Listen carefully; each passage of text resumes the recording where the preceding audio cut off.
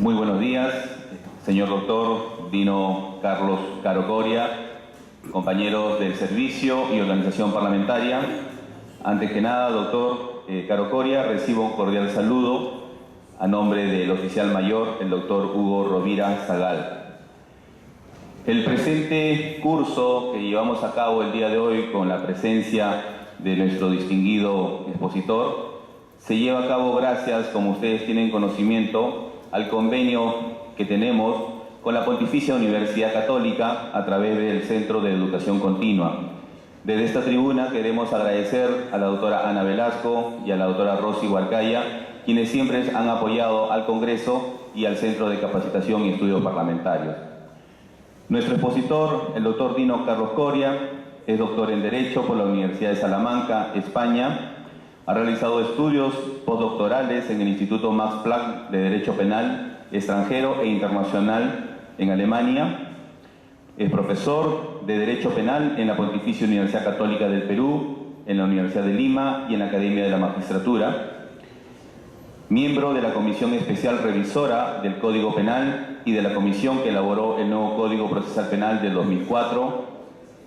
Ha sido presidente de la Comisión del Ministerio de Justicia que elaboró el anteproyecto de la Ley contra la Criminalidad Organizada del 2007.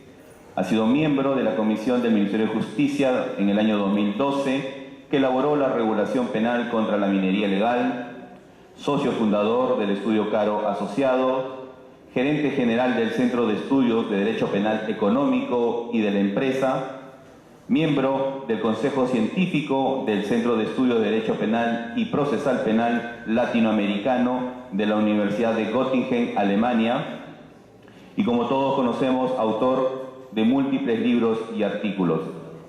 El día de hoy es un honor poder contar con la presencia de tan distinguido expositor y queremos agradecerle, antes de que empiece su disertación, con un fuerte aplauso, por favor.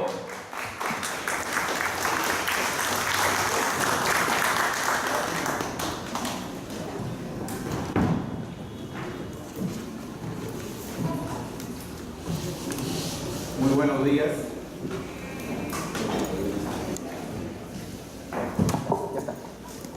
Muy buenos días. Quiero agradecer muy sinceramente la invitación del Centro de Capacitación y Estudios Parlamentarios, representado por su jefe, el doctor Pablo Lévano, por esta invitación, y también, desde luego, a la Universidad Católica, que es mi alma mater, casa de estudios, y donde soy profesor desde hace más de 20 años. Bien, el tema que he elegido en esta ocasión es un tema provocador, un tema polémico, un tema que para estos días, para estas fechas, para estas semanas, es de total trascendencia, no solo desde el punto de vista jurídico, sino también desde el punto de vista político, porque de eso se trata también un poco lo que hacen las comisiones investigadoras. Son comisiones que tienen un cariz también, no solo jurídico, sino también político. Y el tema que he titulado aquí es el del Due Process of Law, es el debido proceso legal, tal y como se le conoce en la jurisprudencia americana, y donde voy a tratar de incidir sobre aquello en lo que los abogados inciden al momento de ejercer sus defensas en los fueros parlamentarios.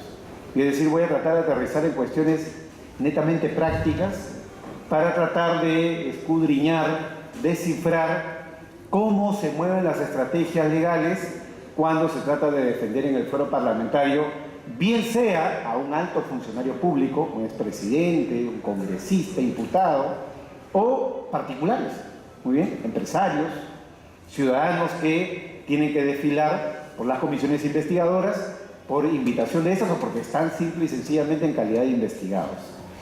Bien, como ustedes pueden ver en la lámina 2, yo empiezo citando, ¿no?, el provocador artículo del colega y amigo Alfredo Bullard, quien en el Diario del Comercio, el día 3 de octubre, publicó un artículo titulado ¿Cómo se define un culpable?, ¿no? Y es eso lo que motivó la elección del tema que me tiene acá, ¿no?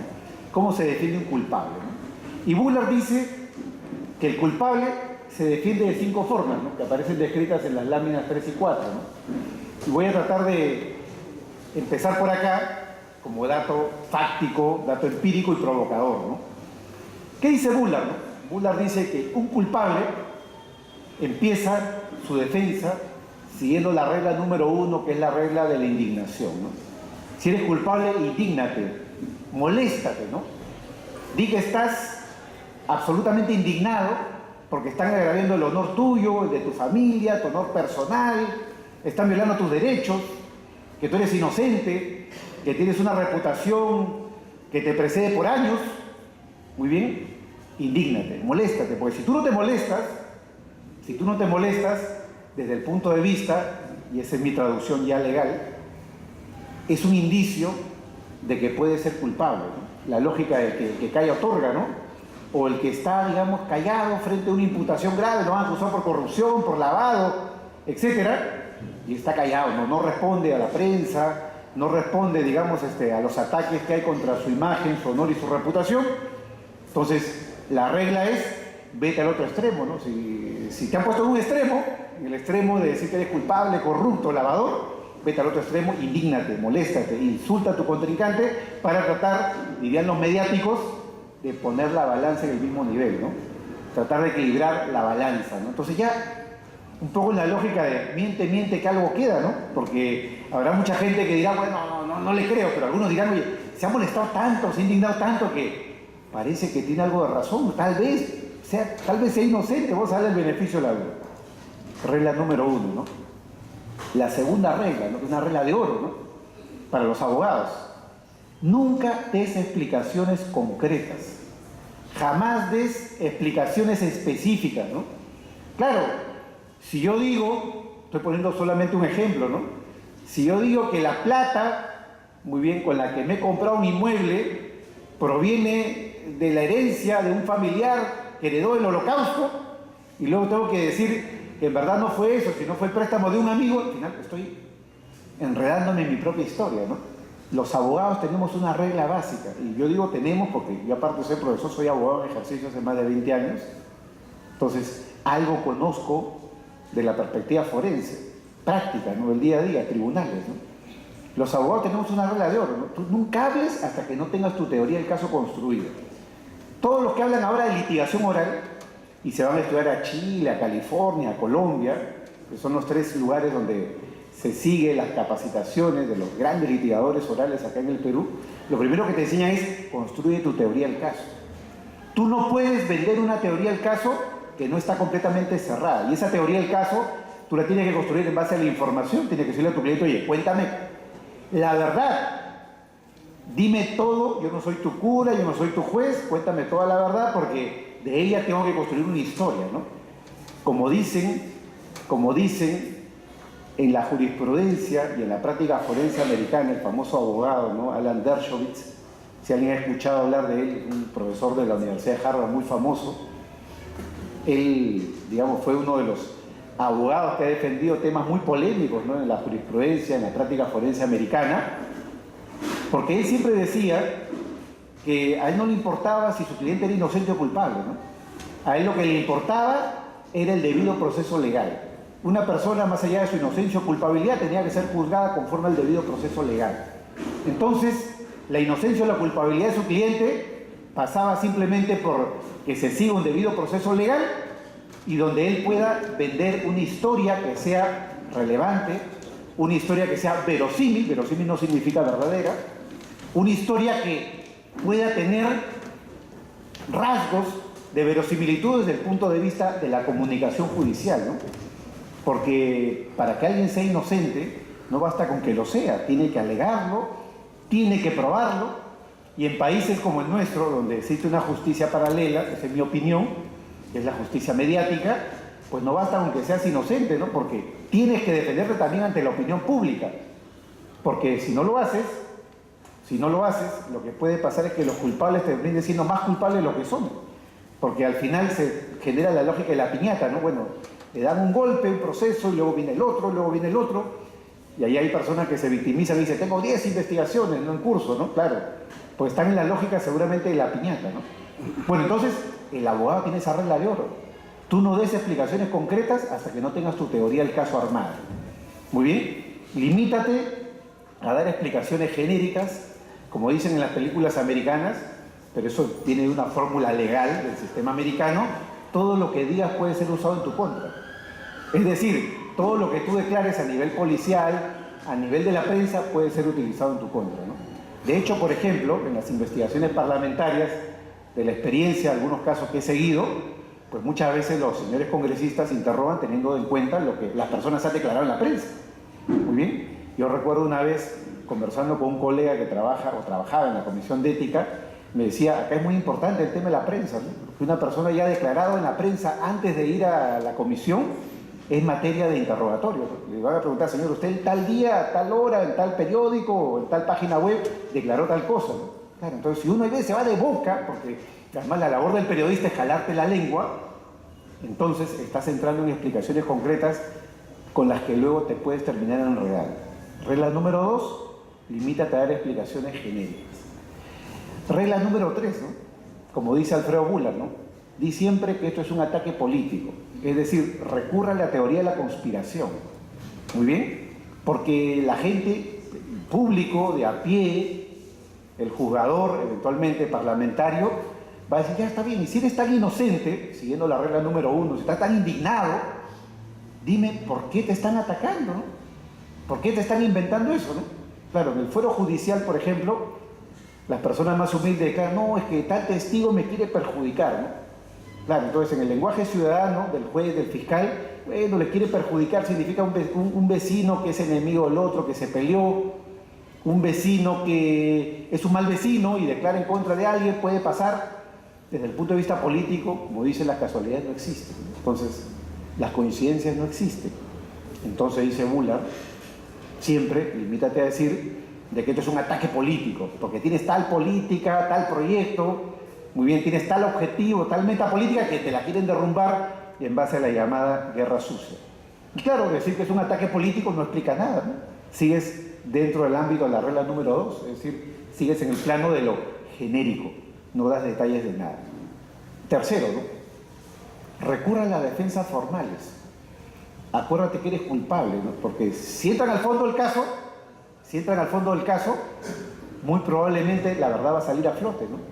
Entonces, muchas veces, como me dijo una vez una fiscal de un caso muy importante, me dijo, mire doctor, me dijo, yo he sido abogada y yo tengo clarísimo, una fiscal de Piura me dijo, yo tengo clarísimo que los casos se ganan o por el fondo o por la forma. Y es verdad, quienes litigamos, muchas veces ganamos los casos por la forma y no por el fondo.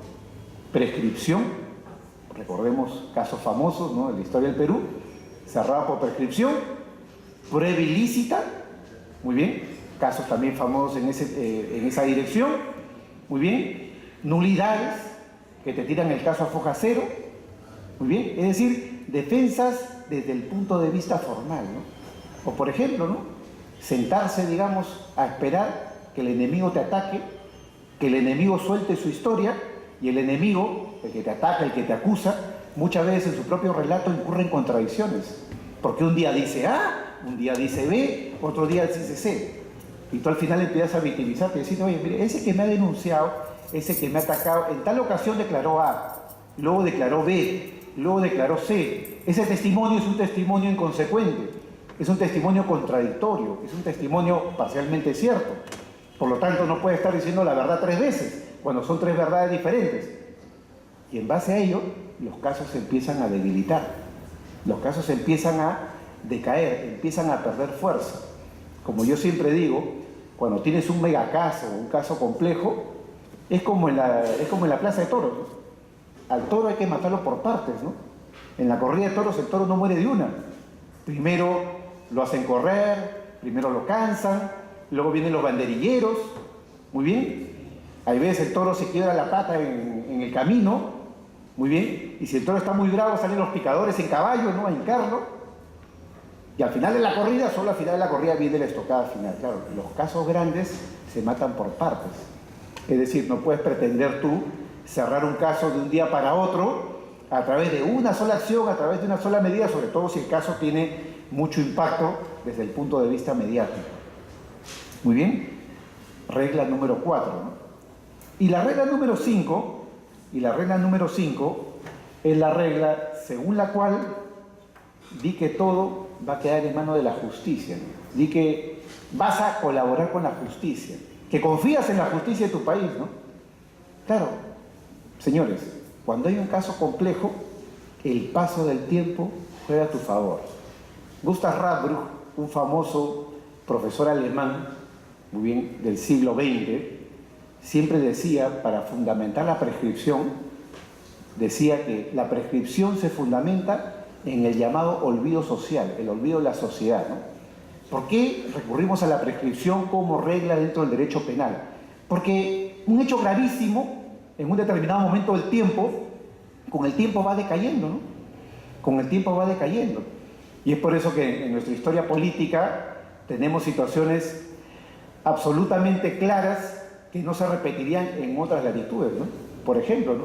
En Estados Unidos, el presidente Nixon se declaró culpable políticamente del caso Watergate, renunció a la presidencia de la República y como consecuencia de ello siempre fue y será y seguirá siendo un gran personaje político, pero nunca más tentó la política, ¿no?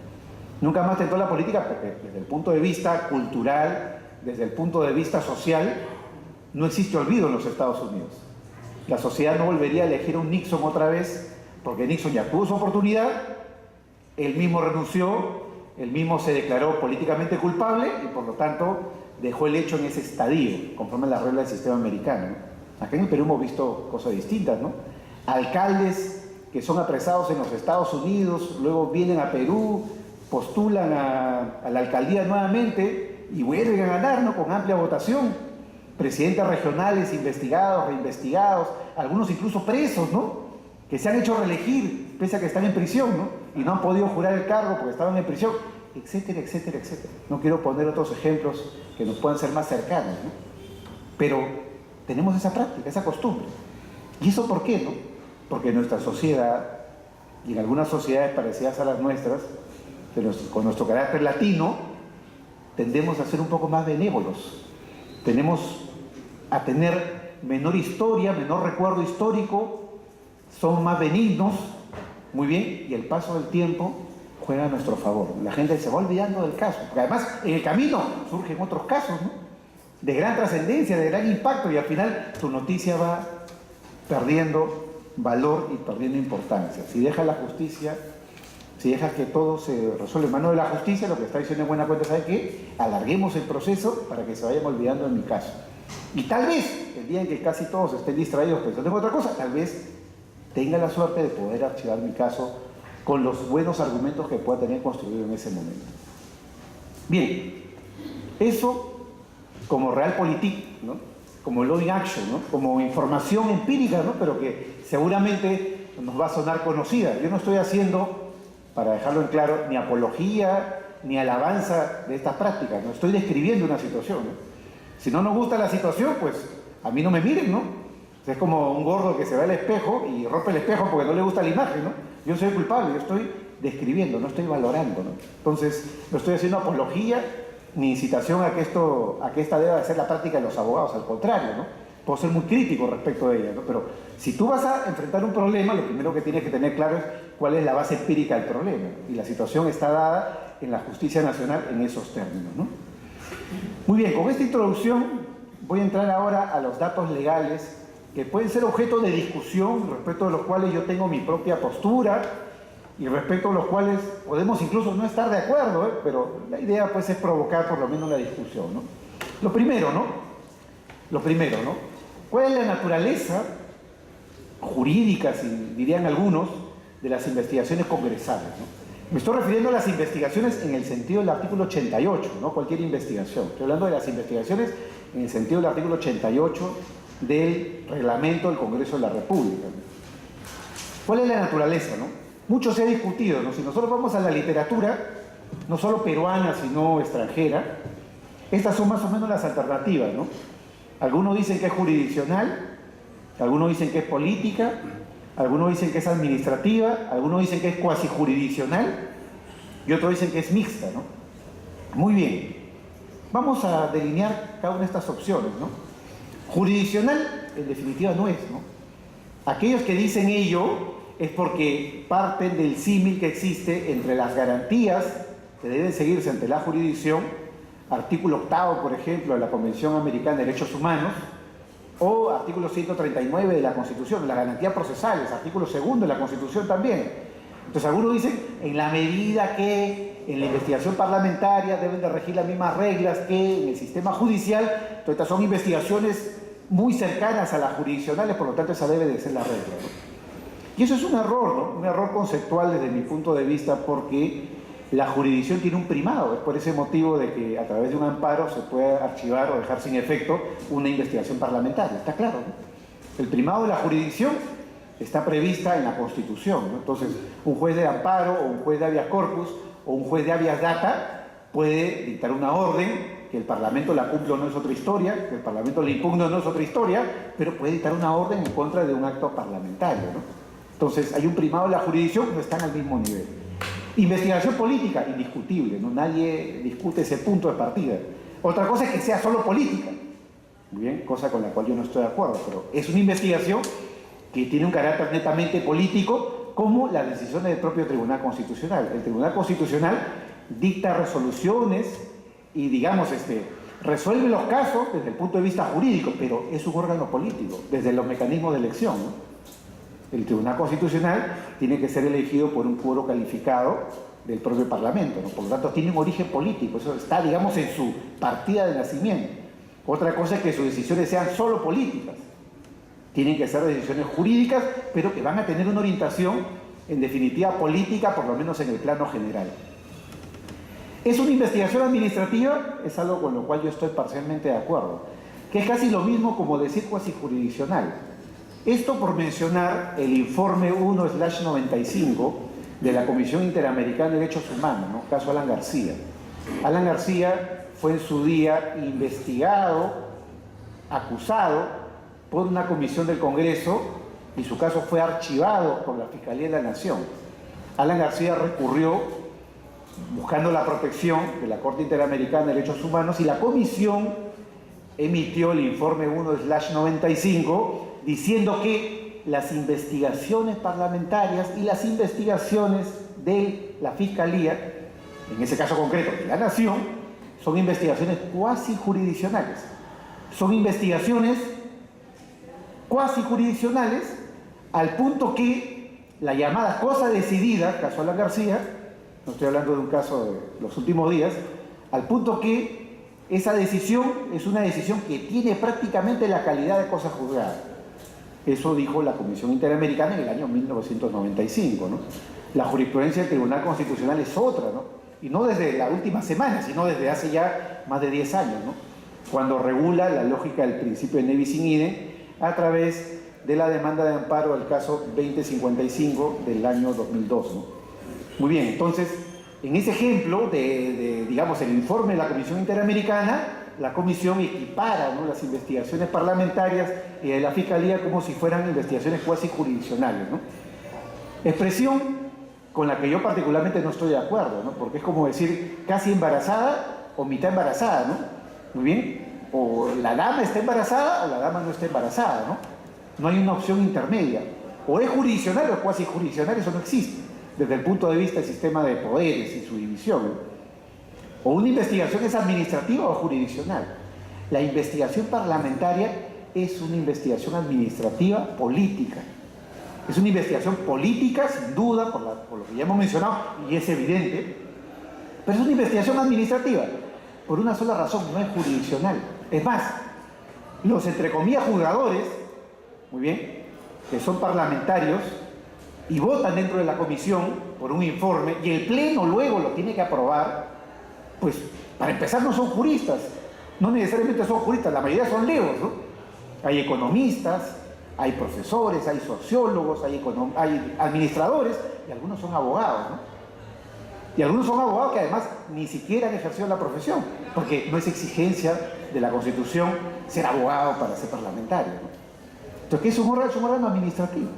El Parlamento, muy bien, desde el punto de vista de las investigaciones, ojo, yo no estoy equiparando al Parlamento al Ejecutivo, estoy hablando en el ámbito, en el momento en el cual el Parlamento ejerce funciones de órgano investigador, lo hace como si fuera un organismo administrativo, con el cariz político que ya he mencionado, ¿no? Con lo cual podemos responder a la pregunta, ¿no? ¿Cuál es la naturaleza de estas investigaciones? Mi respuesta es bien sencilla, es una investigación político-administrativa, un cariz mixto, ¿no? Es política, porque ya se habló, y es administrativo en la medida que no hay participación de juristas, hay participación de legos, muy bien, que tienen que seguir determinadas reglas, ¿no? Como toda administración al momento de tomar decisiones que puedan afectar el destino de un ciudadano. Y con ello entramos al tema del marco regulatorio, ¿no? ¿Cuál es el marco regulatorio de estas comisiones? Cosas que ya son conocidas y lo podemos pasar rápido, ¿no? La Constitución, evidentemente, los tratados internacionales. Muy bien, a partir del año 2000, cuando se crearon las comisiones investigadoras para los casos de Fujimori y Montesinos, muy bien, los abogados invadieron mucho el ámbito de la investigación parlamentaria, ¿no? Hasta antes, digamos, del año 2001, las investigaciones parlamentarias eran mucho más específicas, mucho más puntuales. La carga procesal de las comisiones investigadoras era bastante menor. Hoy en día no. Hoy en día, donde vivimos en la lógica del día a día, justicia mediática, muy bien, muchas veces denuncias políticas, a veces no, otras con fundamento, pues yo no tengo la estadística, pero estoy convencidísimo que la carga procesal de las comisiones investigadoras debe de ser altísima. Y además, ya no son investigaciones donde investigas a una persona, son investigaciones donde investigas a muchísimas personas, como el caso de Llana, por ejemplo, ¿no? Donde, según las declaraciones públicas de los parlamentarios que están a cargo de esa investigación, dicen que esto es una red, ¿no? Es una red criminal, muy bien, y es una red que va, digamos, a comprender a una multiplicidad de personas, empresarios, muy bien, empresas, políticos, de todos los niveles del Estado. Claro, entonces, son investigaciones complejas. Desde esa perspectiva, los abogados de la defensa han encontrado un nicho de mercado para trabajar en ese ámbito, ¿no? Así como hay un nicho también en la justicia electoral, hay abogados expertos en justicia electoral, hay abogados que se están especializando en lo que es justicia parlamentaria, ¿no? Y claro, ellos han introducido mucho el tema de los tratados internacionales, ¿no? Hasta dónde los tratados internacionales pueden ser vinculantes dentro del ámbito de las decisiones de las comisiones investigadoras, ¿no? A raíz de un caso famoso resuelto esta semana, los abogados han dicho que eventualmente van a recurrir a la Comisión Interamericana de Washington para buscar la protección. Es una posibilidad. Si la teoría del caso, la tesis de la defensa de estos colegas, muy bien, a los que no estoy criticando, estoy escribiendo simplemente su posición, si la teoría del caso de ellos es que acá hay una violación del principio de la cosa decidida, el debis in idem, porque es una garantía que está en el artículo 8º de la Convención Americana de Derechos Humanos. Pueden plantear el caso, que lo ganen o no es otra historia, pero en teoría pueden plantear el caso incluso a ese nivel, ¿no? Entonces, los tratados internacionales se han constituido a raíz, digamos, de la introducción en ese nicho de mercado de los abogados de la defensa en una gran fuente para las investigaciones parlamentarias. Y así lo ha reflejado el Tribunal Constitucional, ¿no? En los casos en los cuales el Tribunal Constitucional y la Corte Suprema han emitido apreciaciones en relación a lo que son las investigaciones parlamentarias, han dicho de que estas no pueden estar al margen de la Constitución. Por lo tanto, se rigen por principios y garantías similares, no iguales, a las garantías jurisdiccionales, ¿no? Que están previstas no solo en la Constitución, sino también en los tratados internacionales. Y luego tenemos el reglamento del Congreso, ¿no? El famoso artículo 88 del reglamento del Congreso, que ha sido reformado en varias ocasiones, ¿no? Por ejemplo, a través de la resolución legislativa 11-2001, ¿no? Muy bien. Ha sido reformado a través también de la resolución legislativa número 025-2005, 002-2009, etc. Ha sido modificado en múltiples ocasiones este artículo 88, ¿no? ¿Por qué? Todas estas reformas que vienen de los años 2000 en adelante es precisamente porque la actividad investigadora de las comisiones se ha visto sometida a un gran escrutinio por parte de los abogados, ¿no? ¿Hasta dónde el artículo 88 garantiza los derechos básicos de los investigados? Es algo que desde mi punto de vista sigue en tela de juicio, ¿no? Para mi perspectiva, para mi visión de las cosas, el artículo 88 es un artículo imperfecto, ¿no? Que tiene que ser completado con la lectura prevista en la Constitución, los tratados internacionales y desde luego por otras fuentes, ¿no? Cuya vigencia o aplicabilidad podríamos discutir, ¿no? Fíjense, Código Procesal Civil, Código Procesal Penal, nuevo Código Procesal Penal, Código Procesal Constitucional, ¿no? todas las normas del sistema que eventualmente podrían ser aplicadas y que yo he visto, muy bien, citadas, muy bien, recurridas en la defensa parlamentaria realizada por los abogados, ¿no? Algunos abogados dicen nulidad, porque la nulidad está prevista en el Código Procesal Civil y el artículo o la disposición final primera dice que el Código Procesal Civil es aplicable a todos los procedimientos de manera supletoria, argumento, ¿no? Otro dice no, es aplicable el Código de Procedimientos Penales o ya ahora el nuevo Código Procesal Penal, porque estas son investigaciones que van a terminar en un tema penal. Entonces, la fuente supletoria no es tanto el Código Procesal Civil, sino es en verdad el Código Procesal Penal. Y algunos dicen, no, pero también podemos ir a la Ley del Procedimiento Administrativo General, o también podemos ir al artículo 25 del Código Procesal Constitucional, que es muy generoso, ¿no? Y enumera todos los derechos constitucionales conexos que pueden ser materia de habeas corpus, ¿no? Especialmente el derecho a la tutela procesal efectiva, ¿no?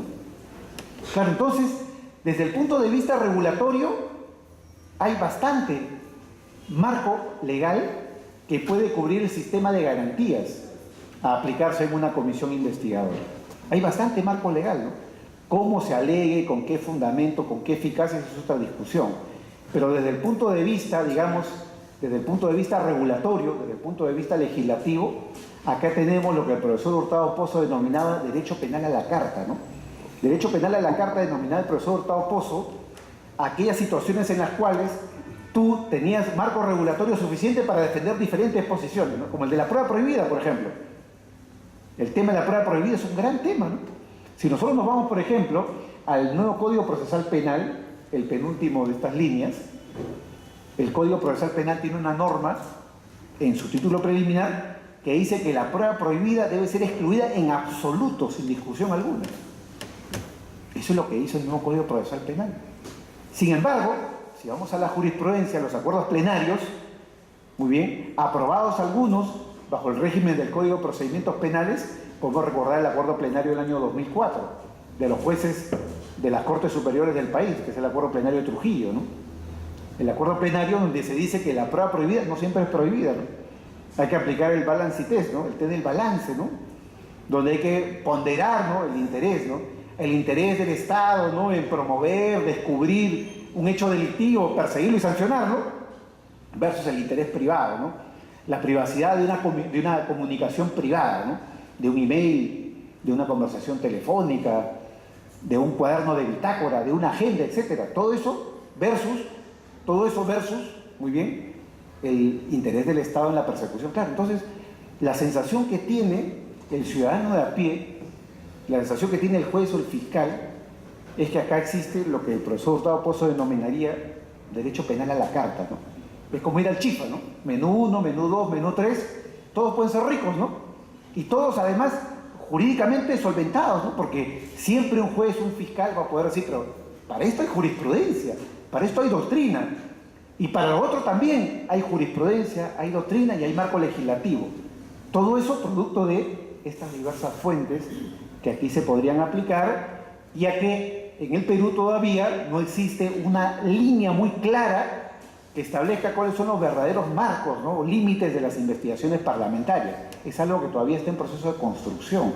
Podríamos decir que son los procedimientos de imputación más nuevos del sistema, ¿no? Porque en la Fiscalía hay una gran experiencia sobre qué puede hacer y qué no puede hacer el fiscal, a nivel judicial igual, pero a nivel parlamentario todo esto es algo que se viene construyendo desde mi punto de vista recién desde los últimos 14 años, ¿no?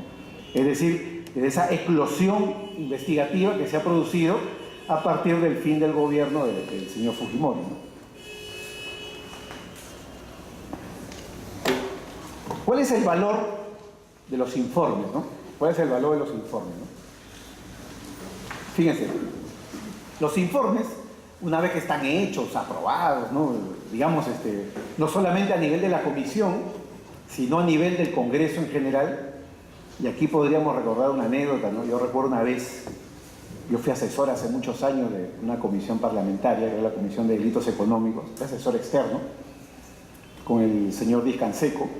Y recuerdo que una vez la comisión había aprobado un informe, ¿no?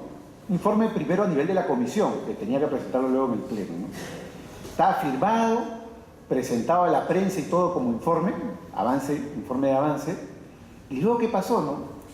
un parlamentario retiró la firma, ¿no? Una cosa que a mí, desde el punto de vista jurídico, me generó una gran pregunta. ¿Cuál es el efecto de retirar una firma, ¿no? Muy bien, y es algo que los que están acá sentados saben que sucede y puede pasar, ¿no? Alguien que firmó, un parlamentario que firmó un documento, un informe, un documento X interno, y que luego se dio cuenta que no debió haber firmado eso porque o le llamaron la atención o se dio cuenta que tal conclusión no era la que él quería arribar, etc. Muy bien, retiro de la firma, ¿no? Lo cuento como anécdota porque eso desde el punto de vista jurídico equivale más o menos a que si 3 vocales votan un caso o 5 vocales votan un caso, alguien luego de haber votado retira la firma. ¿Cuál es el efecto jurídico de eso? Desde el punto de vista jurídico, el único mecanismo que cabría ya aplicar es el mecanismo de la nulidad, ¿no? Me doy cuenta yo que he incurrido en un error y tengo que declarar la nulidad de mi propio acto, ¿no? Que en el caso de unos vocales supremos, muy bien, el caso Tineo, significó incluso la aplicación de mecanismos orientados a la destitución de estos vocales, porque decía la jurisprudencia que ellos no pueden anular sus propias resoluciones, ¿no? Bien, en fin, eso es un tema simplemente para pensarlo, ¿no? Porque ¿cuál es digamos, la naturaleza jurídica del llamado retiro de la firma? Ya ha pasado en algunos casos, y eso es algo que desde el punto de vista de los abogados es música para sus oídos, ¿no? Porque si un abogado ve que un informe tenía 5 firmas y luego el informe tiene 3 porque 2 la retiraron, eso desde el punto de vista jurídico es música para los oídos del abogado, es oro en polvo para el efecto de poder explotarlo a través de una acción de amparo, una acción de habeas corpus, ¿no?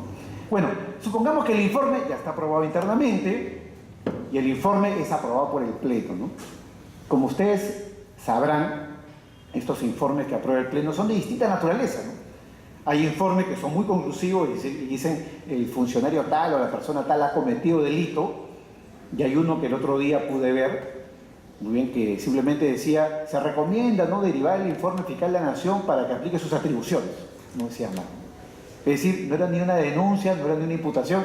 Claro que en el camino, en el texto, hablaban de balance patrimonial de un funcionario, pero en la conclusión no decían que es de balance patrimonial, en la conclusión decían simplemente, deríbese al fiscal de la Nación para que aplique sus atribuciones, era el caso.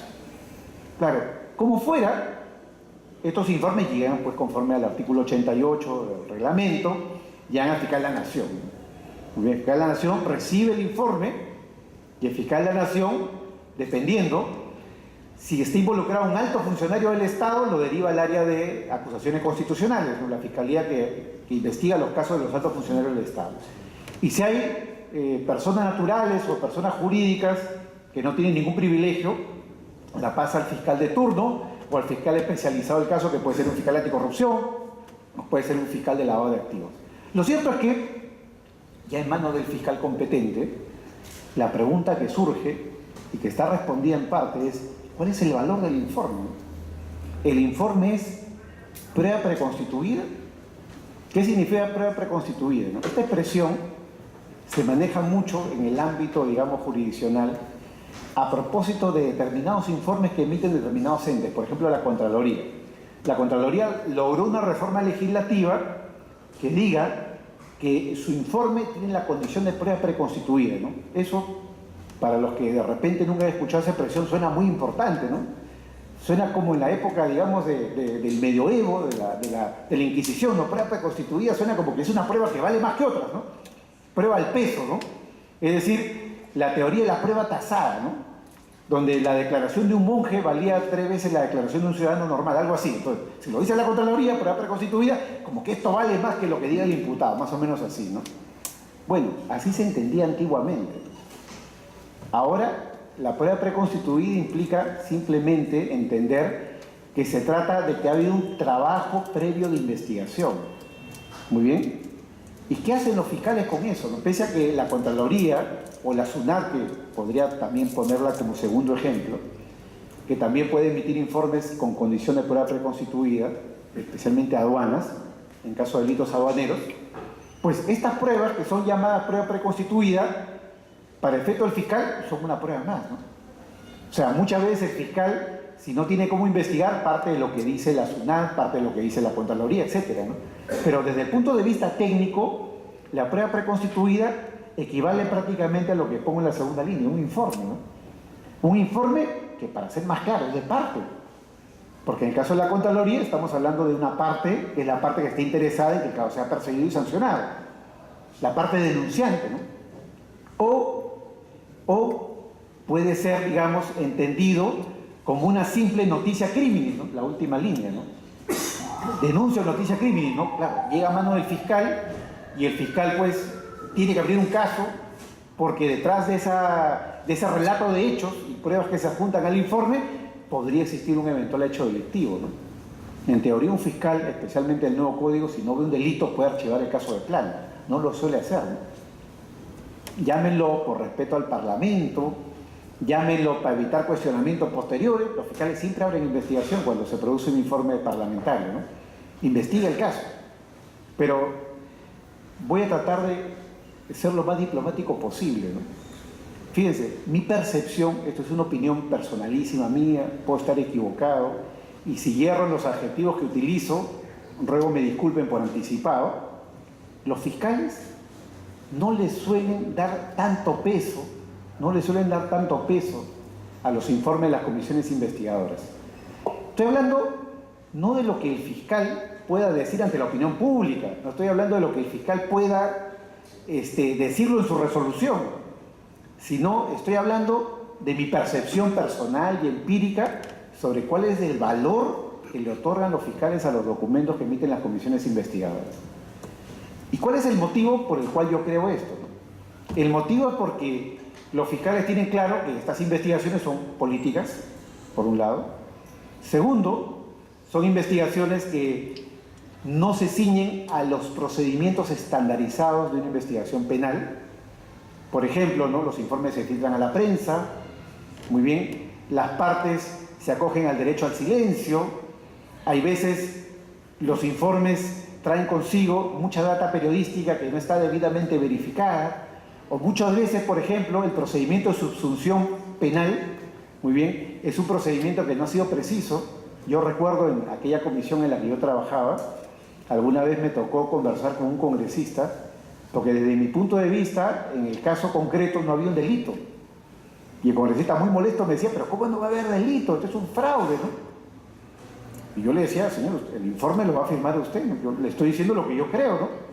Y claro, casi como que me quería pintar como que yo era un infiltrado, ¿no? Que trataba de decir que no había delito donde para él había delito y había delito. Claro, y al final el informe terminó diciendo que había un delito que a mi juicio no existía. Hasta donde yo sé, ese caso se archivó rápidamente en la Fiscalía porque no era un tema que pudiera calzar dentro del delito que él quería hacerlo calzar, ¿no? Claro, entonces los fiscales tienen eso claro. Yo sé que ahora, en los últimos años, las comisiones investigadoras se han visto reforzadas técnicamente, juristas, profesores, incluso la participación de abogados importantes en la defensa ha elevado el nivel de discusión jurídica, pero al final no deja de ser un informe político. No deja de ser un informe que va a tener sus mayores precisiones o sus imprecisiones, ¿no? Por ese motivo, de este listado que aparece acá, yo me atrevería a decir que los informes de las comisiones investigadoras deben ser tomados como denuncia o como noticia criminis, solo eso. No son prueba preconstituida porque no hay una norma que lo diga, no existe una norma que lo diga, tendría que haber una norma que así lo establezca, no existe en el sistema eso. Muy bien, no son un simple informe, no son un simple documento, son desde mi punto de vista noticia criminis. Muy bien, que el fiscal debe de tomar en cuenta, valorar, cernirla y ver qué es relevante para efectos de poder aperturar y continuar un caso. Evidentemente, en la historia parlamentaria han habido informes importantísimos, ¿no? Han habido informes importantísimos y que le han abierto los ojos a los fiscales, ¿no? Porque esa es la idea de las comisiones investigadoras, ¿no? Desde el punto de vista del derecho parlamentario, ya no estoy hablando del derecho penal, las comisiones investigadoras tienen un sustento, ¿no? Desde el punto de vista político, y es el sustento de que el Congreso usa su poder para poder abrir las puertas donde otros poderes no pueden entrar. Una comisión investigadora tiene el sentido de existir y ser porque está compuesta por parlamentarios, que son personas que tienen un régimen especial, son altos funcionarios del Estado, tienen el régimen de la inviolabilidad, no son responsables por sus opiniones, etc. Entonces, estamos hablando de altísimos funcionarios del Estado. Tienen un gran poder desde el punto de vista político, desde el punto de vista del Estado. Entonces, se supone que el Parlamento, el el Estado representado en ellos tiene el poder de abrir todas las puertas que tiene y usar la majestuosidad, los apremios, con la finalidad de poder llegar en un caso a fondo, y hay veces lo ha hecho. Y en aquellos casos, los casos serán muy trascendentes y tendrán una respuesta en la misma dirección por parte de la Fiscalía, ¿no? Pero también somos conscientes de que no todos los casos tienen ese mismo nivel de acuciosidad. Y es por eso de que, tratando de buscar un género que agrupe todas estas situaciones, desde mi punto de vista, los informes son denuncias o noticias criminales. Y ahora hablemos, muy bien, ahora hablemos de lo que es el debido proceso legal en las investigaciones parlamentarias, ¿no? Que es algo que ya he adelantado aquí, ¿no? Fíjense, si nosotros hacemos un recuento de la jurisprudencia del Tribunal Constitucional, la jurisprudencia de la Corte Suprema, la práctica forense, muy bien, el debido proceso legal ya es una realidad dentro del proceso de las investigaciones parlamentarias. Es decir, en los últimos 14 años, 15 años, los abogados, los funcionarios públicos que trabajan en las comisiones, los propios congresistas han ido entendiendo, y creo que se ha logrado un cierto consenso, muy bien, de que las investigaciones parlamentarias no solo pueden ser políticas, o no solo deben ser políticas, también deben de tener perfiles jurídicos. ¿Y ese perfil jurídico cuál es? El due process of law, el debido proceso legal. Yo recuerdo, muy bien, podrán estar ustedes de acuerdo o no conmigo, pero una de las convicciones que ha sido, digamos, no sé si lo ha sido totalmente, pero en todo caso ha tratado de hacer grandes esfuerzos por respetar el debido proceso legal, es la comisión de la congresista Pérez Tello, ¿no? Donde trataban de evitar que los documentos se filtren a la prensa, trataban de evitar que se hagan declaraciones fuera de las sesiones reservadas, trataban, muy bien, de en las comunicaciones enviadas a los citados, tratar de precisar cuáles eran los motivos, muy bien, es decir, habían ahí rasgos muy importantes de respeto al debido proceso legal, ¿no? Con sus errores, sus aciertos finales, no estoy discutiendo las conclusiones, estoy hablando de las formas, ¿no? Y es que ya el Tribunal Constitucional, desde la década de los 90, a propósito del caso del Club de Regatas Lima, ha dicho que en toda investigación en la que puede haber una consecuencia sancionatoria, incluso entidades de derecho privado como el Club de Regatas de Lima, debe de respetarse el debido proceso legal. Es decir, deben las entidades del Estado, en este caso, adecuar su procedimiento para tratar de ser lo más respetuoso posible del debido proceso legal. Muy bien, ¿qué implica eso? Derecho a la defensa. ¿Qué implica eso? Muy bien, el derecho de conocer cuáles son los cargos imputados, el derecho de probar, el derecho de ser oído, el derecho de ser escuchado, el derecho a guardar silencio, el derecho a que yo sea juzgado con prueba obtenida lícitamente, etcétera, etcétera, etcétera. Muy bien. Claro, la pregunta es, ¿no? Y esta es una pregunta que desde mi punto de vista ya la respondió el Tribunal Constitucional. Los derechos y garantías a nivel de una investigación parlamentaria deben ser los mismos, exactamente el mismo nivel que los derechos judiciales. Desde mi punto de vista, la respuesta ya lo dio el TC hace mucho tiempo, ¿no? El Tribunal Constitucional ha dicho no de que las garantías deben de ser idénticas, ha dicho de que las garantías deben de ser similares, porque una cosa es una investigación administrativa y otra cosa es una investigación jurisdiccional. Ejemplo, ¿no? Fíjense, les pongo un ejemplo de algo que nos pasa todos los días, ¿no? Si yo estoy conduciendo mi vehículo y me paso la luz roja, el policía me va a detener, si el policía se da cuenta, ¿no? Y el policía me quiere sancionar, evidentemente, y no persigue algo distinto, ¿no? Muy bien. Me va a pedir mi documento, mi brevete, y me va a decir que me pasó la luz roja y me va a tener que infraccionar en ese momento. Muy bien. Fíjense ustedes, desde el punto de vista del derecho, todo el debido proceso legal se reduce a que el policía es acusador, porque es fiscal, el policía es testigo, el policía es juez, y todo eso lo hace en 5 minutos. En 5 minutos estoy sancionado. Y es más, lo que alegue o deje de alegar no tiene mucho sentido, porque el policía me dice, no, usted se pasó la luz roja. No, es que había un carro al costado y el ómnibus no me dejó ver la luz. Responsabilidad objetiva, sanción. Claro, entonces eso que ha sido validado por el Tribunal Constitucional.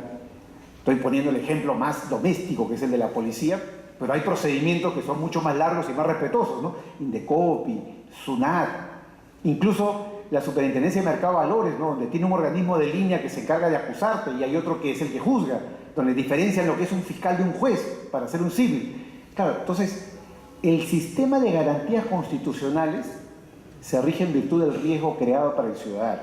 A mayor riesgo para el ciudadano, mayores garantías. A menor riesgo, menores garantías. Una multa de circulación, menores garantías. Y ahí está validado en todos los países del mundo, ¿no? Policía es testigo, fiscal, juez. Y un procedimiento sumarísimo de 5 minutos. Te sanciona. Muy bien. Pero en otros procedimientos, donde te pueden cerrar un negocio, por ejemplo, donde puedes perder una marca, los procedimientos son más largos, hay audiencias, hay acusación, hay respuesta, hay derecho a defensa. Lo mismo pasa acá. Entonces, las garantías aplicables a una investigación parlamentaria no pueden ser las mismas que las jurisdiccionales. Deben de ser similares, deben de ser parecidas, pero no deben de tener ese mismo nivel de exigencia, porque de lo contrario se desnaturaliza el procedimiento. En el procedimiento parlamentario no se va a sancionar a nadie.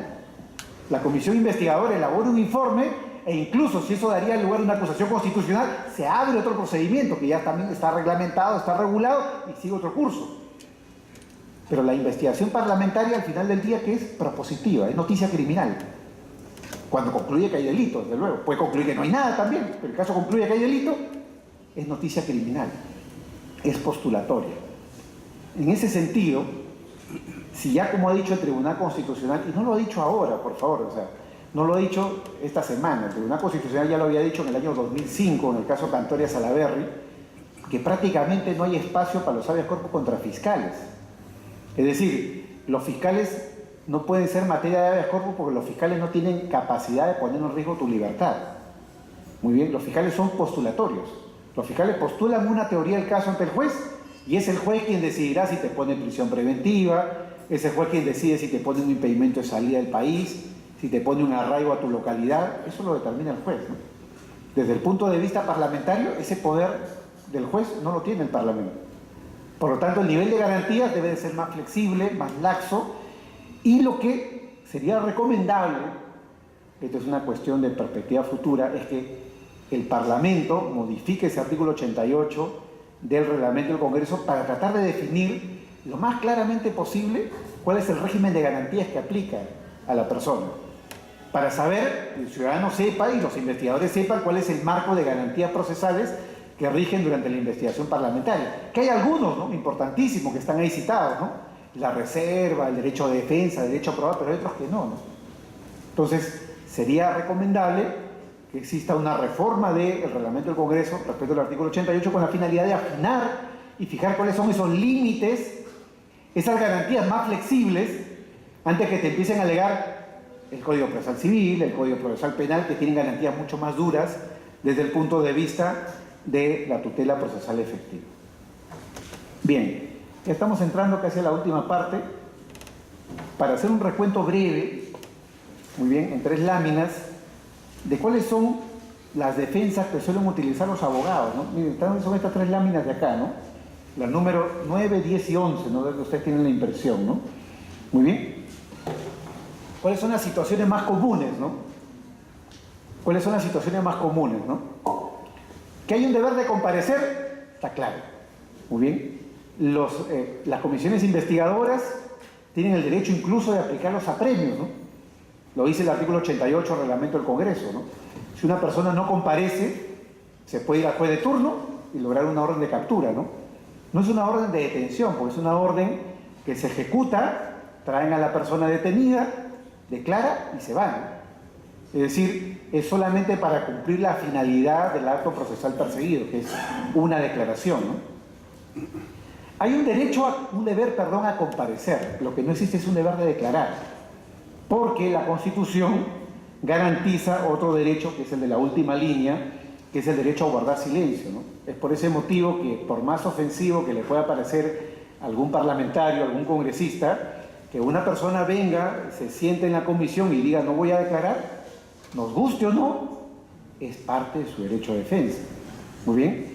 porque ni siquiera a nivel judicial puede ser obligado a declarar, ¿no? Muy bien.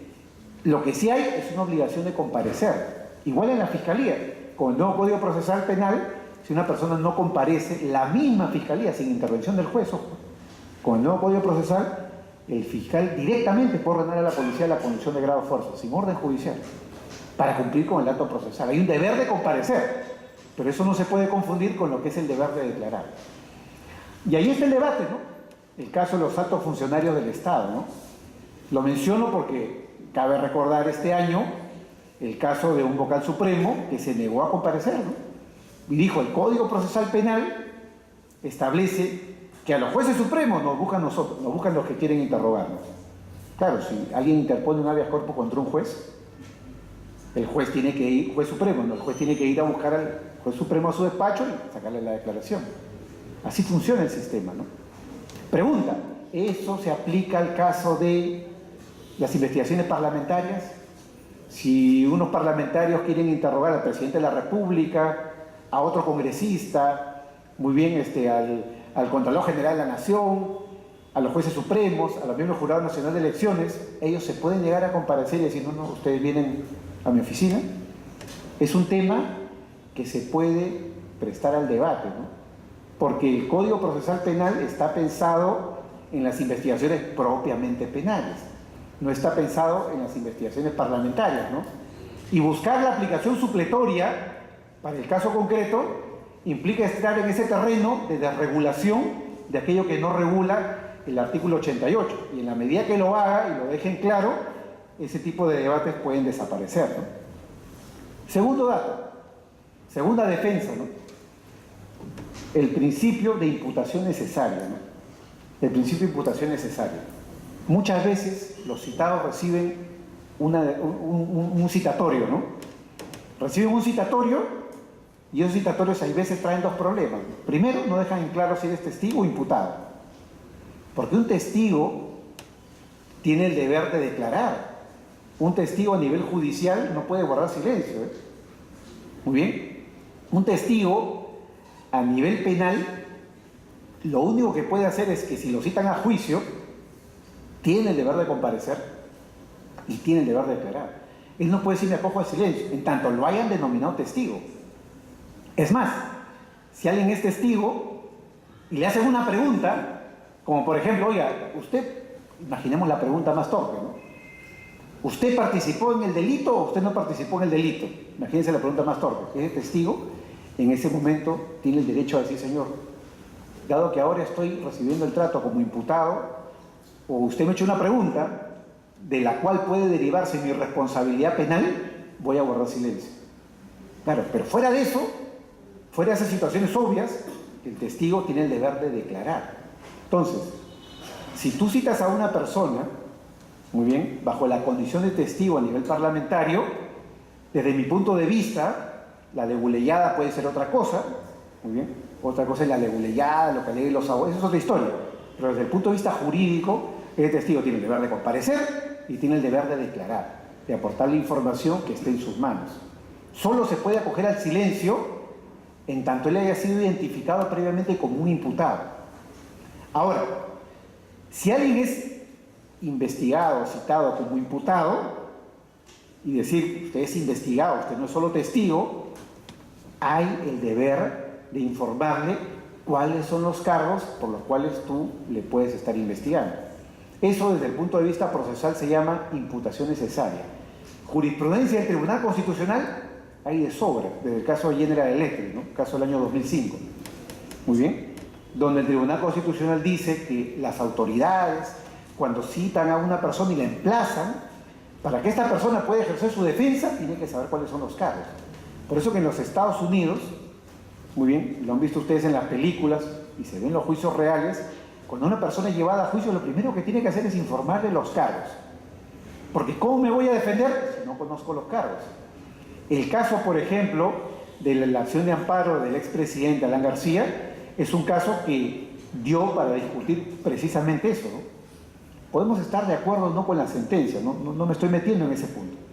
Me estoy metiendo simplemente en el punto de que en ese caso, el punto de discusión de la defensa del presidente era en el citatorio, a mí no me pusieron cuáles eran precisamente los cargos. Muy bien. Y por ese motivo él ganó su amparo.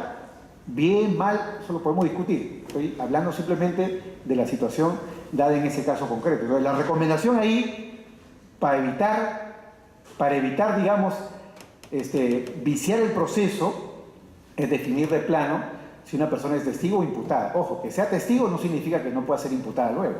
Pasa en las películas, pasa en la fiscalía, pasa en TNT, pasa en todos lados, ¿no? Entonces una persona puede ser citada como testigo y luego, si yo creo que existen pruebas de cargo para imputarlo, lo puedo poner en condición de imputado.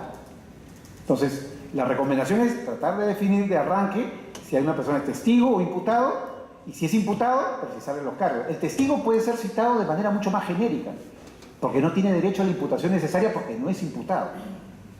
Es más, muchos fiscales utilizan como estrategia citar al testigo para jalarle la lengua en la investigación y luego, a raíz de lo que el mismo testigo ha aportado, a partir de lo que el mismo testigo ha ofrecido, luego lo imputan. Y le vuelven a emitir un citatorio diciendo, señor, ahora usted tiene que comparecer en calidad de investigado. Y donde muchos de los motivos por los cuales él tiene que declarar como imputado es lo que él ha declarado. Porque dicen, usted en su declaración de fecha tal dijo tal cosa, pero eso desde el punto de vista de la prueba está contradicho por tales y tales pruebas. Claro, entonces ya está en condición de imputado. Es un tema de estrategia para efectos de la investigación. Tercero, ¿no? Prueba lícita, prueba ilícita. Yo los invito a ustedes a que busquen en Google, muy bien, Acuerdos Plenarios Trujillo 2004, ¿no? Corte Superior, ¿no? Diciembre del 2004. Ahí van a encontrar ustedes, es un documento corto, donde se tratan varios temas se tratan ahí. Uno de los temas, muy bien, es el tema de la prueba prohibida, que está tratado como en unas 10 páginas. Ahí ustedes pueden revisar cuál es la doctrina jurisprudencial sobre la prueba prohibida. Ojo, acá en el Perú no hay un fallo del Tribunal Constitucional, lo digo ya, no hay un fallo de la Corte Suprema, también lo digo, que señale qué es prueba prohibida y qué no es prueba prohibida. No hay, no existe. No existe ni acuerdo vinculante de la Suprema, ni sentencia vinculante del Tribunal Constitucional, no existe. Lo más parecido a un acuerdo de jueces es el acuerdo plenario de diciembre del 2004, Trujillo, de jueces superiores a nivel de la República, donde ganó la teoría, en el debate de aquel momento, ¿no?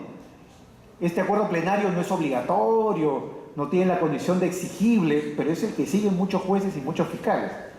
En ese acuerdo plenario, muy bien, se acepta o se adopta básicamente la teoría del balance, ¿no? La teoría del balance test, ¿no?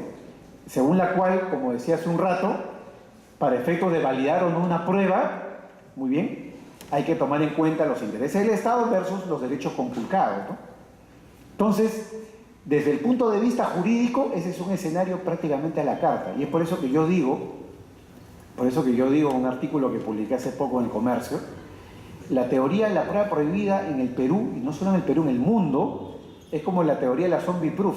O sea, hay como una prueba zombie, ¿no?, en el sistema jurídico. ¿Por qué? No, porque en Estados Unidos la teoría de la prueba prohibida se inicia hace 100 años como la teoría pura y dura de lo que dice el Código Procesal Penal. Es decir, es prueba prohibida toda prueba obtenida con violación de derechos constitucionales. Un chuponeo telefónico, muy bien, un email, muy bien, chuponeado, una agenda, un cuaderno de bitácora sustraído ilegalmente, etcétera, etcétera, ¿no? Prueba prohibida. Eso es lo que diría pura y duramente el Código Procesal Constitucional. Es por eso de que en una primera instancia el hermano de la primera dama de la Nación planteó una tutela de derechos bajo el nuevo Código Procesal Penal pidiendo que la prueba sea excluida, ¿no? El caso en el cual ya luego el abogado no fue a la audiencia y después no validó, digamos, la petición, pero esa fue la petición inicial. Aplicando el nuevo Código Procesal Penal, la teoría pura y dura de la prueba ilícita diciendo esta es prueba prohibida, ¿no? En el caso de los petroaudios, ¿no?, la Corte que está a cargo del juzgamiento de los petroaudios ha excluido los audios del caso de Rómulo León Alegría, considerando que es prueba prohibida. Que eso se ha impugnado a la Suprema y veremos qué dice la Suprema al final, pero da cuenta del debate. Esa es la posición de un sector de la jurisprudencia, ¿no? Pero luego, ¿qué tenemos? Un montón de teorías que permiten validar la prueba prohibida, ¿no? Por ejemplo, la teoría del descubrimiento casual, ¿no? tengo una orden judicial para buscar droga en una casa, ¿no? Porque supuestamente hay una red de narcotráfico. La policía entra, no encuentra droga, pero encuentra pornografía infantil. Claro, entró buscando droga y encontró pornografía infantil. La teoría del descubrimiento inevitable dice que eso no es prueba prohibida, porque que la resolución esté motivada en la droga es un descubrimiento de buena fe. O otra teoría, que es la teoría, digamos, de los actos propios, ¿no? Según la cual, si yo converso contigo y tú me grabas y tú luego sueltas la grabación, eso no es prueba prohibida. Porque yo al hablar contigo de un delito que yo he cometido, que hemos cometido juntos, yo estoy asumiendo el riesgo de que tú me puedas grabar y de que tú lo puedas luego exhibir, o tú luego puedas declarar eso como testigo. La teoría del riesgo propio, la teoría de los actos propios. Y estoy describiendo parte de lo que dice ese acuerdo plenario. Entonces, hay teorías para todos los gustos. Es por ese motivo que, siguiendo al profesor español Miranda Strampes, él que ha escrito un libro sobre la prueba ilícita, él dice que este mundo de la prueba ilícita es como una zombie proof, ¿no? Una prueba zombie, ¿no? Un walking dead, ¿no? O sea, una prueba que camina y deambula por el mundo, porque para algunos es prueba y para otros es no. Es como que la teoría de la prueba ilícita como que está media muerta y media viva, ¿no? Según se quiera ver.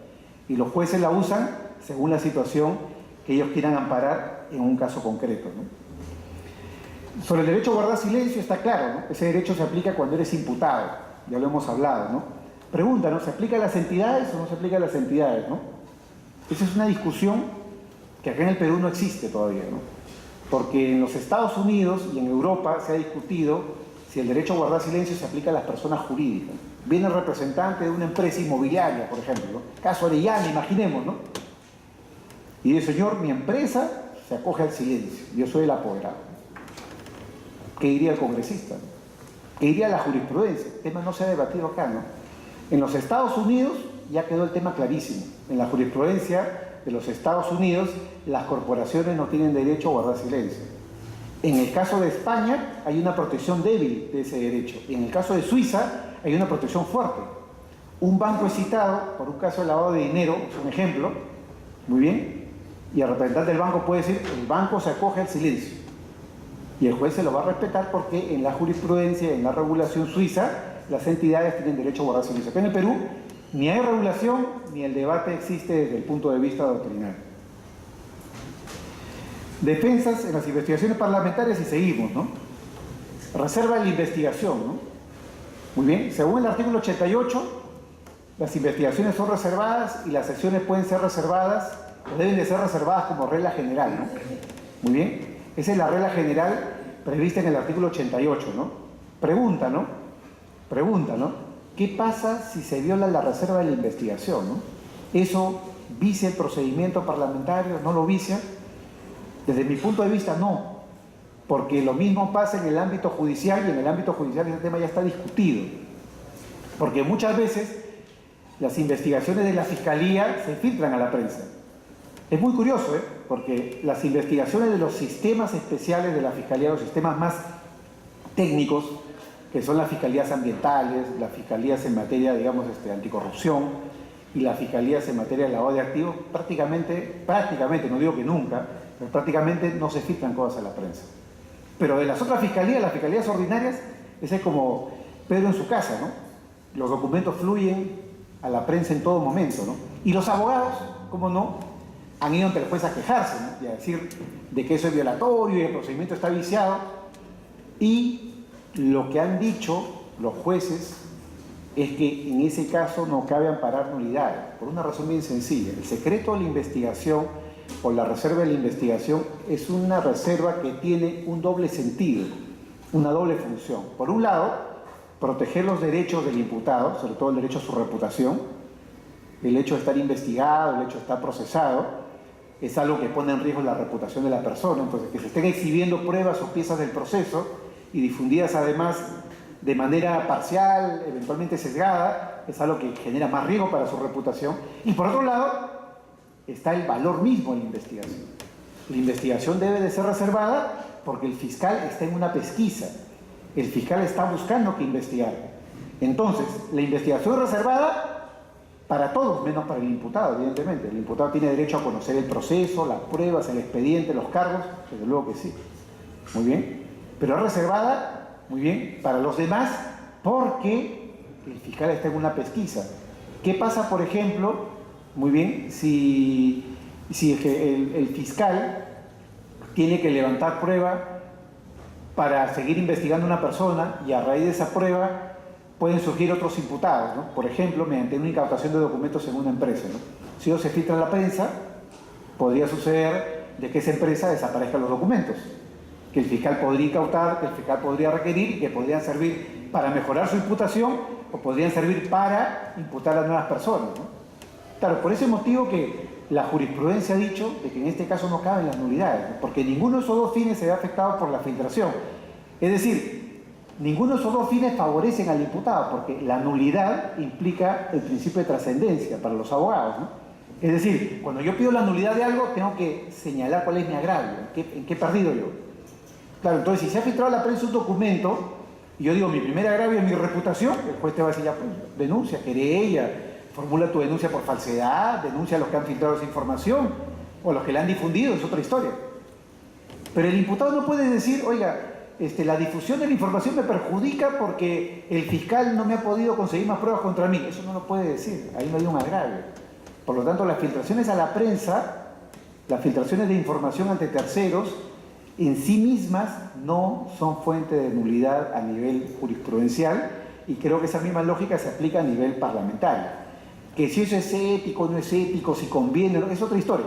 Estoy hablando de la parte jurídica. Desde mi punto de vista, no hay nulidades derivadas de las filtraciones a la prensa. Lo digo porque muchas veces he escuchado a los abogados que se rasgan las vestiduras o malutilizan el argumento y dicen, bueno, como ya todo se filtró a la prensa, todo está viciado. Eso jurídicamente no es así, eso jurídicamente no es como se pretende presentar. Luego tenemos los polémicos temas, ¿no? Levantamiento del secreto bancario, tributario y bursátil, ¿no?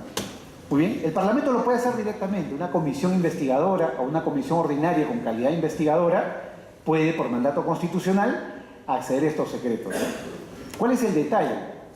Y los que hayan trabajado en investigaciones parlamentarias lo deben de saber, ¿no? El tiempo. El tiempo transcurrido. Porque entre que una comisión, muy bien, levanta el secreto y toma el acuerdo y lo ejecuta, enviando la comunicación a la SUNAT o enviando la comunicación a la Superintendencia de Banca y Seguros para pedir levantamiento de información, pues el tiempo juega a favor del imputado. ¿Por qué?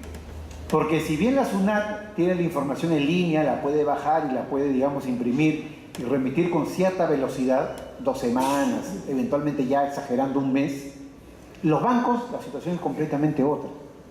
Los bancos, señores, están llenos de peticiones de información bancaria por orden judicial, ¿no? Gente que no paga alimentos, jueces penales, jueces civiles, la SDS, etcétera, la Unidad de Inteligencia Financiera, al punto que tienen funcionarios contratados exclusivamente para responder a las entidades. Información que esté vinculada a la actividad del banco, ¿no? Claro, entonces en la práctica, ¿no? En las investigaciones fiscales, un levantamiento de secreto bancario para que el fiscal tenga toda la información acopiada, mínimo 6 meses.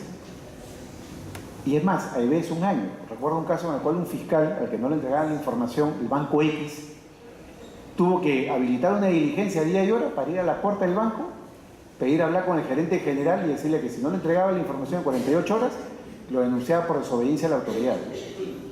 Claro, el banco cumplió con entregar la información. En materia de lavado de activos, tomen en cuenta ustedes de que hay una norma que se incorporaba en el año 2012, en el decreto legislativo 1106, en el caso de lavado de activos se incorporaba el delito de no entrega de información. Entonces, si ustedes tuvieran un caso en materia de lavado de activos, muy bien, pueden hacer lo que hacen los fiscales hoy en día. Esos fiscales, muy bien, ponen en el texto del pedido a los bancos, entregue esta información bajo apercibimiento de aplicar el artículo 6º, muy bien, de la ley contra el lavado de activos, que es el artículo que trae una sanción penal para las entidades que no entregan información, muy bien, relativa a una investigación por lavado de activos, ¿no? Lo digo para que lo tengan presente. Entonces, con esas peticiones, las entidades públicas y privadas, lo último que quieren ver, como podrán imaginar ustedes, es verse envuelta en otra investigación por no entrega de información. Entonces, son tips que uno tiene que tener presente para efectos de promover una investigación mucho más efectiva, ¿no? Levantamiento secreto de las comunicaciones, ¿no? esta facultad no la tienen las comisiones, ¿no? Esta facultad no la tiene. Si una comisión quiere hacer eso, tiene que ir al juez. Y tiene que ir al juez, y si lo hacen, yo les recomiendo que tengan una sesión de entrenamiento o de capacitación o un conversatorio con fiscales que hacen esto de acá. Porque levantar el secreto de las comunicaciones es un tema muy técnico, ¿eh? Es un tema muy técnico, ¿no? Si alguien quisiera levantar el secreto de las comunicaciones, tiene que seguir un procedimiento formal previsto, digamos, en el Código Procesal Penal. Y eso implica trabajar de la mano con los fiscales, ¿no? Fíjense, hay casos de corrupción, hay casos de lavado de activos, casos de criminalidad organizada que están construidos básicamente en información telefónica. Recuerdo, por ejemplo, un caso en el cual un fiscal, producto del levantamiento del secreto de las comunicaciones, determinó que una persona que tenía una causa ante un tribunal administrativo X, para no entrar en detalles, muy bien, tenía una persona que era su compañero de colegio, ¿no? Con la cual no se veían hacía 20 años, ¿no? Y con la cual, a partir de la audiencia en la que se habían encontrado, empezaron a conversar por teléfono. Y qué casualidad, ¿no? Hablaban por teléfono justo en los días en que iban a salir las resoluciones. Y se dieron cuenta que la persona que llamaba al funcionario público, ni bien hablaba con ese funcionario, inmediatamente llamaba a otro para reportar seguramente el resultado de esa conversación, ¿no? Entonces, de la triangulación de llamadas a lo largo del tiempo, logró construir un caso de corrupción. Porque salía el lugar de la llamada, no salía el contenido de la llamada, pero salía cuánto había durado la llamada y qué días se habían realizado, ¿no? Y había otro indicio, me acuerdo ahora, en aquella oportunidad, justamente cuando ya este particular ganó el caso ante el Tribunal X, muy bien, ya dejó de hablar con esta persona.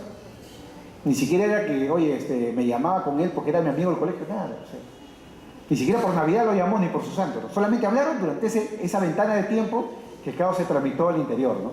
Claro, en el caso concreto el fiscal tenía el dato además de un practicante de un órgano público que decía que le habían ofrecido un dinero por una actividad ilícita, ¿no? Claro, eso más las llamadas le permitió al fiscal construir su caso, ¿no? Entonces, el levantamiento de secreto de las comunicaciones es muy potente, y si una entidad como el Congreso quisiera acceder a esa información, tiene que seguir los procedimientos previstos en la ley a través de la Fiscalía y a través de un caso que se pueda construir a nivel judicial, ¿no? Entonces, ese es un tema que ameritaría, como les vuelvo a decir, todo un conversatorio, todo un encuentro. Y entramos a la última parte. Ya hemos hablado de este tema, ¿no? El tema de las filtraciones a la prensa. Muy bien. Estas son cosas que pueden merecer cuestionamientos judiciales, eventualmente luego a través de un habeas corpus o de una acción de amparo, sobre todo porque en algunas ocasiones ha pasado que se han filtrado borradores de informes, ¿no? Entonces, yo recuerdo el caso del expresidente Toledo, ¿ya? Un día me meto a la página web de un periódico grande, ¿no? El periódico más grande del país, y aparecía ahí una ventanita, ¿no? Que decía, conozca acá el informe de la comisión investigadora. Y luego entro, y era el borrador del informe, ¿no? Que no había sido votado internamente, y no había sido tampoco aprobado por el Pleno, ¿no? Es como que aparezca un fallo de la Corte Suprema sin firma, ¿no? Que todavía no ha sido votado. ¿Cuál sería la reacción pública, ¿no? Seguramente liquidan a la Corte Suprema, ¿no? Imagínense que el fallo que se ha conocido el martes en el Tribunal Constitucional se hubiera filtrado a la prensa, ¿no? Dice, fallo del Tribunal Constitucional, todavía sin votos, ¿no? Oye, ¿sí nos han votado? No, todavía no lo hemos aprobado. Es un proyecto, ¿no? Claro, sería un escándalo, ¿no? Nacional, o sea, que se filtre un fallo del TCE o un fallo de la Corte Suprema, pero a nivel parlamentario eso no genera la misma reacción. Claro, están los críticos, dicen, eso no se puede hacer, no está aprobado, es un borrador. Claro, ahí viene la parte netamente política de la investigación parlamentaria.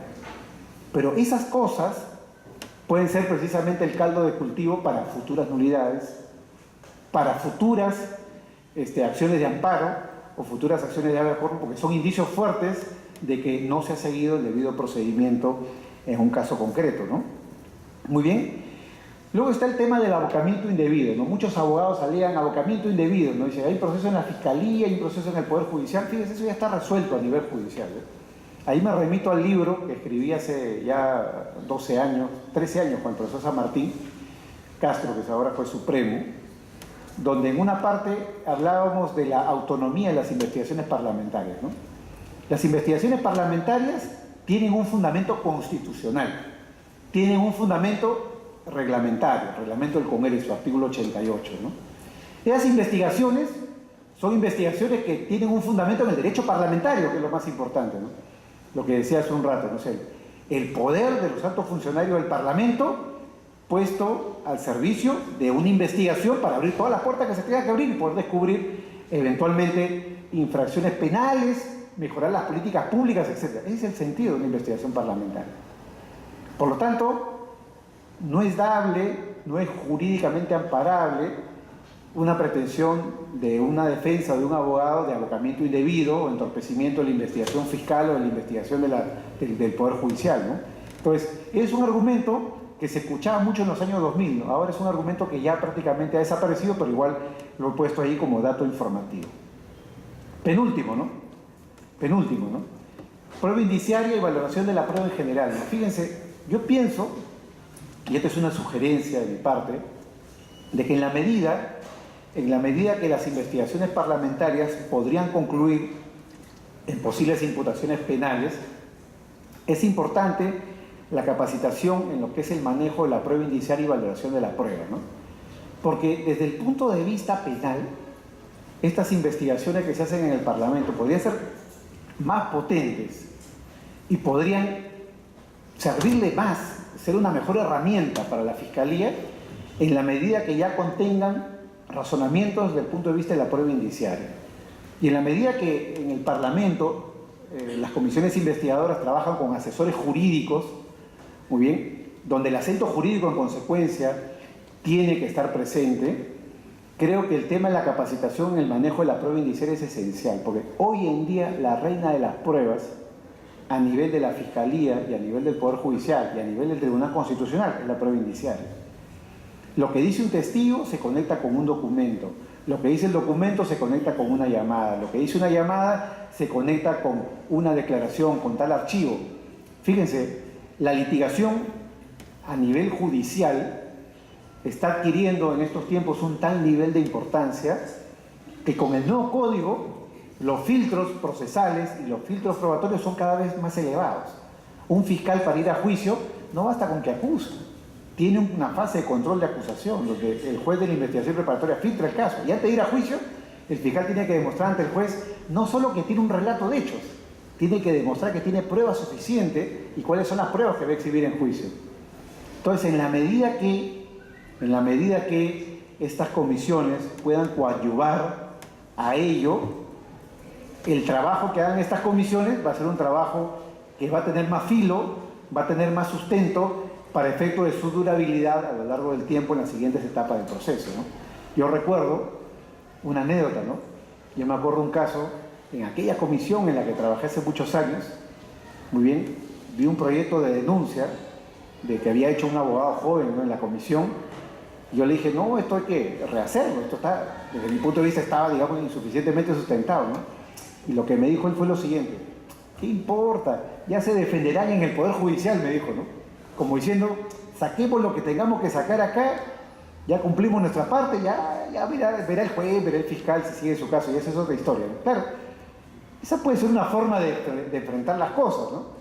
Pero si uno, y me refiero no al acento político, sino jurídico, que es el que motiva mi presencia acá, le quiere dar mejor performance, mejor, digamos, una mayor fuerza a un caso, tiene que pensar en trabajar el tema de la prueba indiciaria y la valoración de la prueba, y también conjuntamente, y ya con esto prácticamente voy terminando, el tema de la subsunción típica, ¿no? Porque muchas veces los penalistas recurrimos a subsunciones típicas que pueden ser completamente cuestionables, ¿no? Por ejemplo, ahora todo es no denuncia por asociación para delinquir, ¿no? El gorro, ¿no? Pues ya prácticamente no hay caso que no termine sin una acusación por asociación para delinquir, ¿no? Pero yo les digo una cosa, hay varios más delitos en el Código Penal y en las leyes especiales que a veces son mucho más precisos. Y si bien para efecto de una nota de prensa, un impacto, ¿no?, uno puede decir, una persona está acusada por asociación para delinquir, los abogados sabemos que los casos de asociación para delinquir son casos escasísimos. O sea, es muy difícil que a una persona la investiguen y efectivamente la condenen por asociación para delinquir. ¿Por qué? Porque hay un acuerdo plenario de la Corte Suprema que establece cuáles son los requerimientos de una asociación para delinquir, ¿no? Una organización muy bien atemporal, ¿no? Una organización que, como su propio nombre dice, tiene que tener escalafones, ¿no? División del trabajo.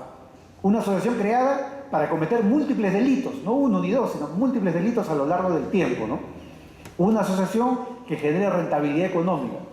Está previsto eso en la jurisprudencia de la Corte Suprema. Por eso que con este ejemplo quiero reflejar la necesidad y la importancia de trabajar también en los temas de la subsunción típica, ¿no? Y lo último, que está en agenda, son estos temas ya conocidos, ¿no? Las defensas de este proceso, y de lo cual me queda decir muy poco porque todos hemos escuchado de esto, ¿no? Cuando las cosas no caminan como los abogados creemos que deben caminar, equivocados o no, ¿qué hacemos, no? El habeas corpus, el amparo, o eventualmente, ¿no? Eventualmente llevar el caso ante la Corte o la Comisión Interamericana de Derechos Humanos. Eventualmente, como yo le decía el otro día a un colega, hablando de los casos en general que podrían llegar a la Comisión Interamericana, la Comisión Interamericana tiene muchos sesgos, ¿eh? O sea, los filtros son muy elevados en la Comisión Interamericana, ¿no? Entonces, de la jurisprudencia que yo conozco y he revisado, muy bien, casos que haya iniciado la Comisión, que haya juzgado la Corte, yo no conozco hasta la fecha un caso vinculado a criminalidad organizada, salvo terrorismo, muy bien, no conozco un caso de lavado de activos, no conozco un caso de drogas, no conozco un caso de corrupción, ¿no? Es por ese motivo que no es que sea imposible, ¿no? Pero me resulta bastante, digamos, difícil de creer que un caso pueda ser revertido a nivel de la Comisión o Corte Interamericana cuando estamos hablando de estos delitos que son materia del pan de cada día para nosotros, ¿no? Que es el lavado de activos, delitos tributarios, criminalidad organizada, drogas, fraudes, etcétera, ¿no? Bien, y con esto llego al final de mi exposición. Quiero agradecer una vez más por la invitación y de ser el caso, quedo atento a las preguntas que se pudieran formular. Muchas gracias.